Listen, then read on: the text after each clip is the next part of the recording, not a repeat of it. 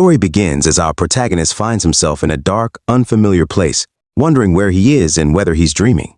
Suddenly, he notices the sacred stone in his hand glowing with an ominous color, one he has never seen before.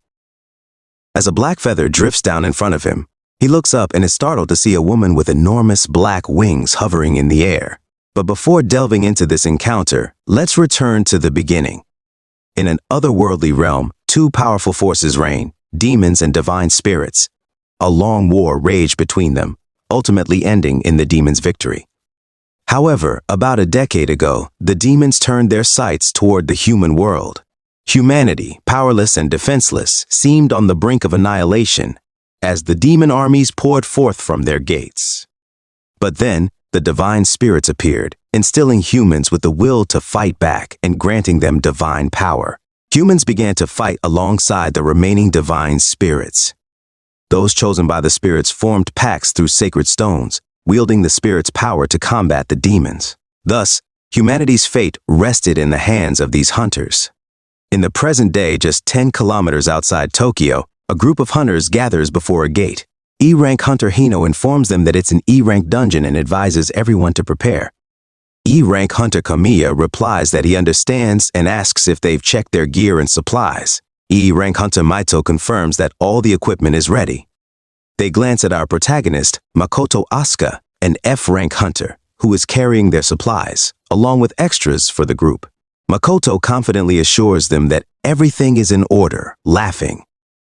Kamiya comments on how much easier it is with someone to carry their gear. Maito jokingly calls Makoto a little wannabe hunter, telling him not to worry about combat and to leave it to them. Used to being called a wannabe, Makoto stays silent. For those chosen by the divine spirits, the sacred stone appears in their hands as the source of their power, and they form a pact with the spirit that appears to them. 2 years ago, Makoto received his sacred stone. Believing this made him a true hunter, he vowed never to let another tragedy occur and resolved to grow stronger. His resolve stemmed from a gate break a few years back, during which his parents were killed by demons. Receiving the sacred stone had felt like a beacon of hope to him. A year passed. In a park, Makoto was practicing, swinging his sword 1,000 times in less than an hour. Satisfied, he prepared to run 20 kilometers when a blond man noticed him and pointed him out to a friend.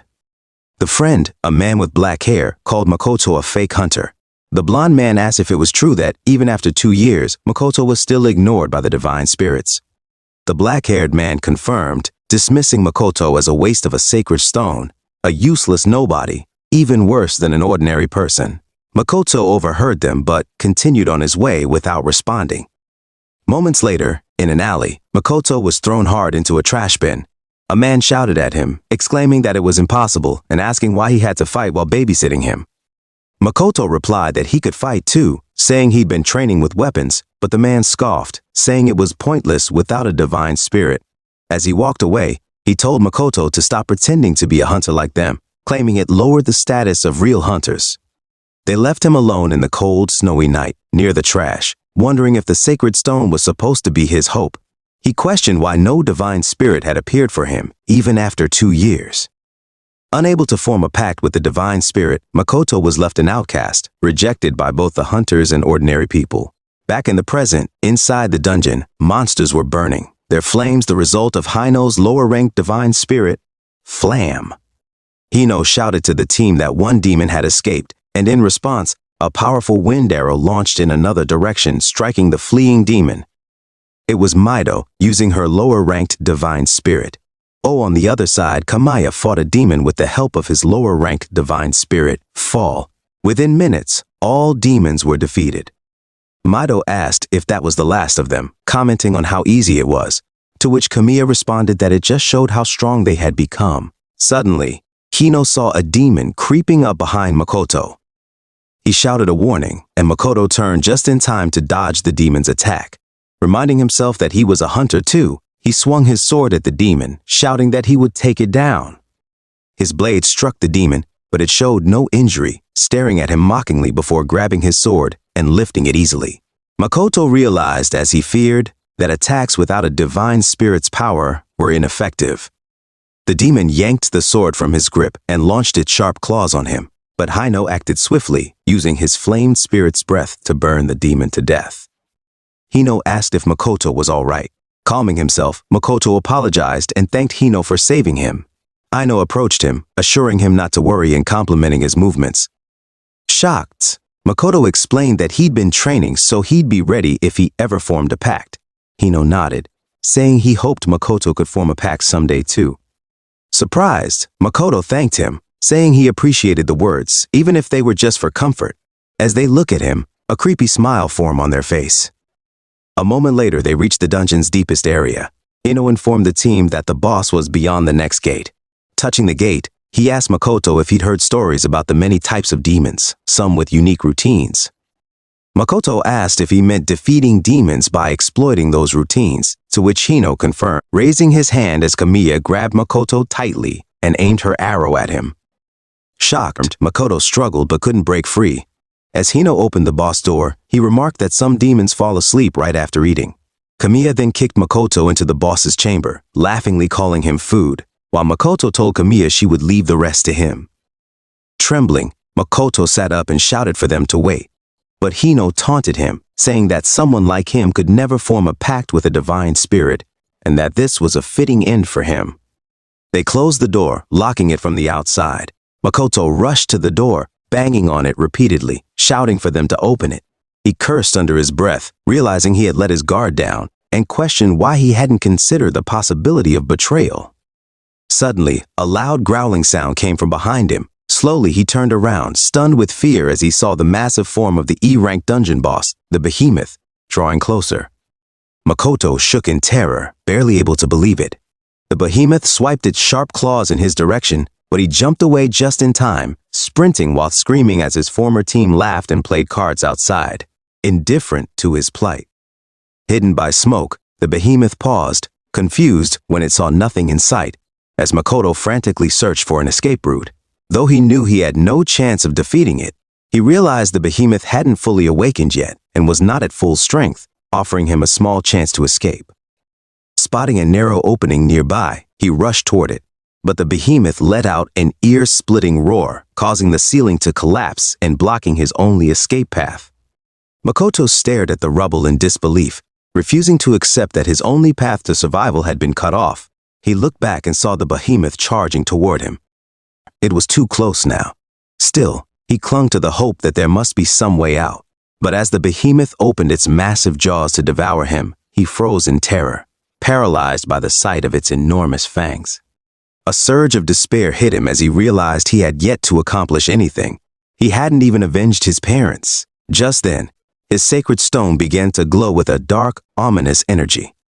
Shouting that he would not die here, the stone unleashed an ominous shadow power that surrounded him. Black energy poured forth, shocking him as it expanded, forming a protective circle around him that caused the behemoth to hesitate and tremble in fear. In that moment, Makoto found himself transported to an unfamiliar place, questioning if he was dreaming. He looked down and noticed the sacred stone in his hand, glowing with an eerie, malevolent color unlike anything he'd ever seen. Then, a woman with vast dark wings appeared before him. She reached out her hand, calling him human and inviting him to form a pact with her. Makoto looked at her in confusion, but she urged him to hurry, saying that their space wouldn't last much longer. Standing in front of him, she asked if he would form the pact or not. He wondered if she was his divine spirit and realized that, if so, his answer was obvious. He declared that he would form the pact and fight alongside her, reaching for her hand. She accepted it, telling him that with this, the pact was complete. Dark energy flowed from her into his sacred stone, and he felt something crawling within him, realizing that this was what a pact felt like. After forming the pact, he steadied himself and faced the behemoth as the mysterious dark realm around him faded away. Gripping his sword tightly, he shouted that they were ready. The behemoth growled loudly, the sheer sound and force making him tremble, and he noted that its power seemed even greater than before. As the behemoth charged toward him, he braced himself, thinking that he was not the same as he had been moments ago. When the creature lunged, he leapt away and was astonished to find himself landing a significant distance behind it, with only a light push off the ground. This must be the power of a divine spirit, he thought. Makoto raised his sword, brimming with excitement, declaring it was his turn to strike. But he stopped short, realizing he hadn't yet learned what abilities his spirit granted him, something crucial for defeating demons. Panic seized him as the behemoth appeared behind him. He jumped and dodged, calling out to the spirit in his head, asking what her power was. A voice responded, startling him as he realized she was speaking inside his mind. She admitted she'd forgotten to mention her abilities, making him shout in frustration to focus. She snapped back, reminding him he hadn't asked, and he retorted that now wasn't the time for blame. The behemoth's claws struck the ground behind him, shattering it into fragments, but Makoto managed to leap away just in time. Remembering the shadow energy from earlier, he asked if that was her power. She confirmed, releasing dark shadows from his sacred stone, and told him that the ability was called Rebellion Shadow. She explained that this power allowed him to manipulate shadows freely, and if he focused, he would instinctively understand what he could do. Makoto closed his eyes briefly, concentrating. Dark shadows emerged from his hand, shaping into a long sword, leaving him amazed. She explained that this was a shadow weapon and clarified that for now, his ability allowed him to transform shadows into weapons. Smiling, he gripped his shadow sword tightly, thanking her and saying that this was more than enough to fight. Turning to the behemoth, Makoto teasingly asked if it was waiting for him, apologizing mockingly because he wouldn't leave any openings this time. Enraged, the behemoth swung its massive tail, hitting the ground in the process. As it's getting close to Makoto, he swiftly swung his shadow sword backward, then sliced forward as the tail came close. In a swift, powerful stroke, he severed the behemoth's tail, leaving it roaring in pain as the severed tail crashed to the ground. The behemoth glared at Makoto in fury, only to halt in shock as it noticed a dark, monstrous figure with enormous eyes looming behind him. Makoto dashed forward, determined, making it clear that he was coming for the creature this time. He swings his sword aiming for its head, but the behemoth managed to tilt its head back, dodging the attack. He was surprised that the creature gauged his attack range. Realizing this, he leapt higher, launching himself from above. The behemoth immediately jumped back to put distance between them, but Makoto extended his sword mid-air, reshaping it into a longer weapon. With this newfound reach, he slashed the behemoth's limbs from a distance. As the behemoth roared in pain and collapsed, Makoto felt a surge of triumph, noting that, just as he suspected, his shadow weapon could change shape freely. Facing the wounded creature, he leapt into the air, recalling the harsh words of his former teammates, their claims that he was a waste, a nobody, a fake hunter, someone incapable of forming a pact. Now, he knew they were wrong, reforming his shadow weapon into a massive butcher's knife. He felt as though he had been honing his strength for this very moment. With a single decisive slash, Makoto brought the shadow knife down, slicing the behemoth in half. Its massive body crashed to the ground, and he stared at it, surprised by his own power.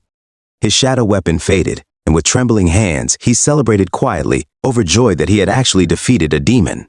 Finally, exhausted, he sank to the ground and looked at his sacred stone, asking the mysterious woman if they could now speak. In response, shadows emerged from the stone, and the woman appeared before him. Makoto expressed his gratitude, crediting her for saving him. She simply responded that she had only lent him her power. He was the one who had done the difficult work. Shaking his head, Makoto thanked her again, deeply appreciative that she had agreed to form a pact.